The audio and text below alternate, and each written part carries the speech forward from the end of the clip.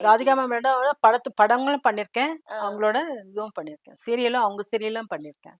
So very nice person. ஆ. ரொம்ப குவைட்டா இருப்பாங்க. என்ட்ட பேசுவாங்க. நல்லா பேசுவாங்க. மேம் அ வந்து பேசும்போதே வந்துட்டு ஒரு மாரி அந்த மாதிரி தான் அது இல்ல ஏதோ அது சொல்லுவாங்க. எனக்கு தெரியாது. என்கிட்ட அப்படி பேச ஆ. மாட்டாங்க. அவங்களுக்கு ஏன்னா அவங்களுக்கு என்ன ரொம்ப பிடிக்கும்.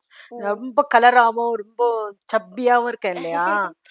அவங்க ம். வந்த புதுசு சப்பியா தான் இருந்தாங்க. கிழக்கே போகிற ரயில் அப்போ. அதுக்கப்புறம் தான் ம். ரெட்யூஸ் ஆனாங்க பாடி. ஆமாமா பார்த்துருக்கேன் ஸோ அதனால சாங்லலாம். எனக்கு சப்பியாவும் அந்த கலர் இருக்குல்ல, அந்த ஆமா. கலர் அவங்களுக்கு ரொம்ப அவங்க அவங்கள ரொம்ப பிடிச்சிருக்கு. அதனால "என்ன பண்றீங்கன்னு ஜெயலட்சுமி அம்மா, இவ்ளோ கலரா இருக்கீங்க" அப்படின்னு. நான் சொன்னேன் ம். டெய்லி பால் ஐயோ! எனக்கு பாலே பிடிக்காது அப்படின்னு.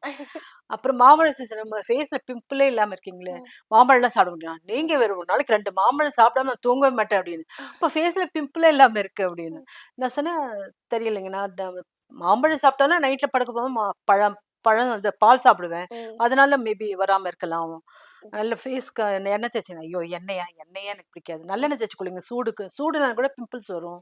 அப்படின்னு ம். ஐயா! நல்லெண்ணெய் எனக்கு பிடிக்காது. நீங்க இப்படி நான் சொல்றேன் எதுவுமே பிடிக்காதுன்னா அப்புறம் எப்படி பிம்பிள்ஸ் போகும்? அ. அப்படின்னு சொன்னேன். நீங்க போங்க வேற என்ன வழி இருந்தா சொல்லுங்க அப்படின்னு. ம். இல்ல நீங்க டெய்லி என்னையே பார்த்துருங்க சரியா போயிடும் அப்படின்னு.